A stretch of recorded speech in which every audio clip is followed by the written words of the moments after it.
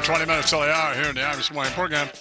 Eric Cantor is a congressman representing Virginia's 7th District, and he joins us now. Good morning, Congressman Cantor. How are you? I'm fine, Imus. Good morning. I would like to take this opportunity to apologize for being 10 minutes late, but yesterday we had Congressman Weiner on, and I was exactly the same amount of time late for him, 10 minutes. Fair and balanced. Well, it's equal opportunity always with you, Imus. But still, he had 10 or 11 minutes, which is longer than all of these other people give you. So your response to the president's address last evening. Well, Imus, we know the president can give a good speech, and last night was no exception. He talked about a better future, and as a parent of 3 teenagers, certainly that's a priority for me.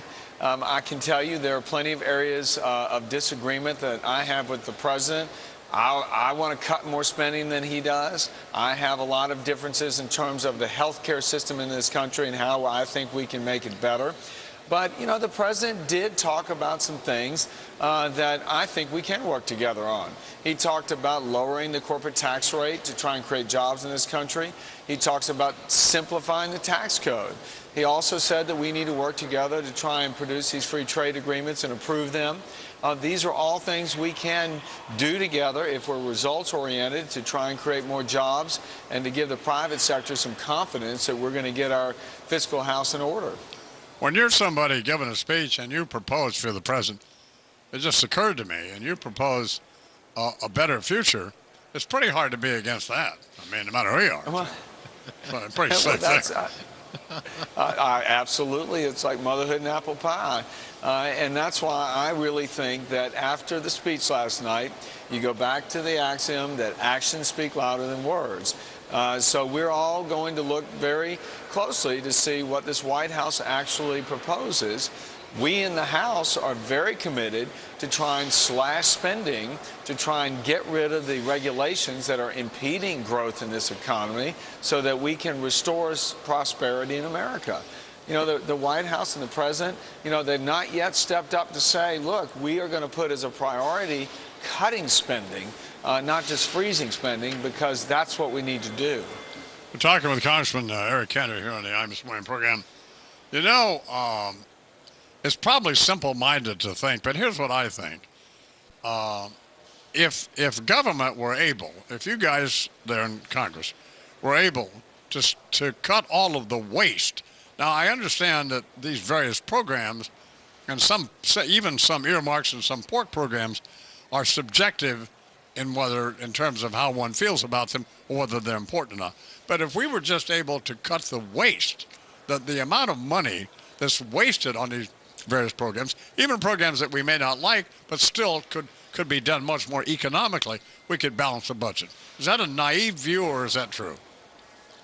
Well, look, we've got to start somewhere. And as you know, Imus, the Republicans in the House have banned earmarks. And so right then and there's a $16 billion attempt to try and say, stop the spending. And so there are issues that are far beyond just earmarks. There are issues that are far beyond just the kind of spending we're talking about in the House when we say we want to bring spending levels down to 2008 levels or less. And we'll do that within the next couple of weeks with the spending bill that will be brought to the floor.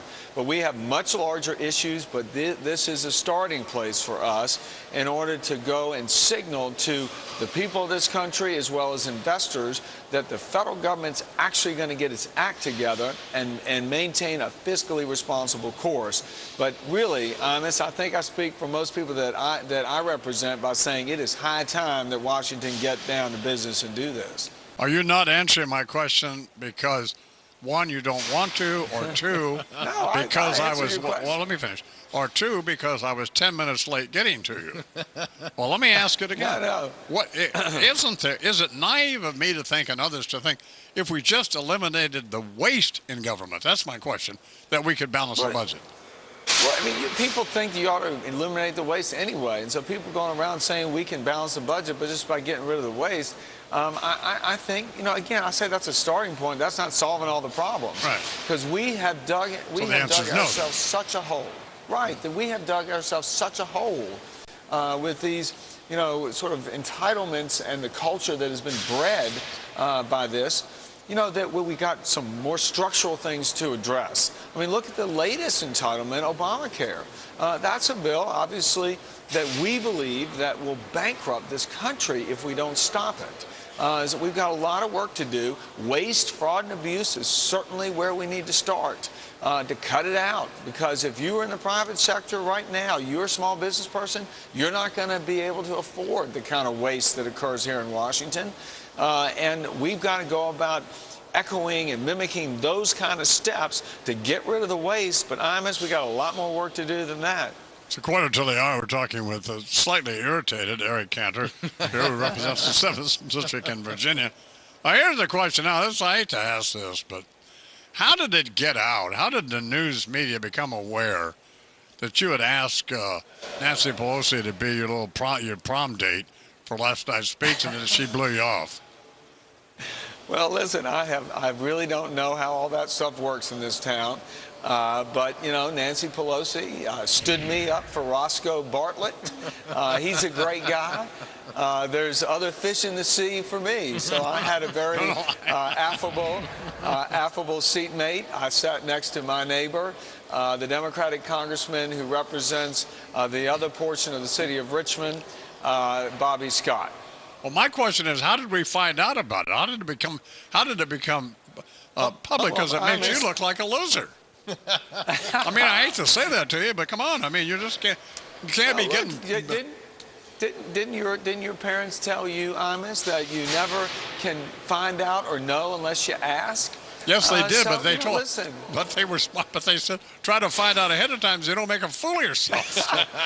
Well, I mean, listen, and there is some fascination with all the seating patterns around the State of the Union that somehow grew out of discussion with your colleagues in the press and elsewhere. But I do think last night the tenor of the event was a bit different. And in all seriousness, because we are, just in the aftermath of those very tragic incidents in Tucson, and we're all hoping for the recovery of our colleague, Gabby Giffords.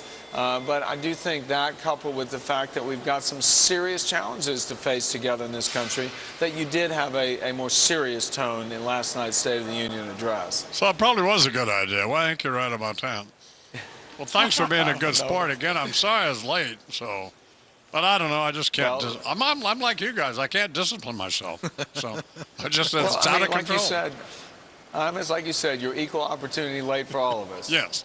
All right, Congressman Cantor, thank you very much. All right, Cantor here at the Imus Morning program. 12 minutes now till the hour.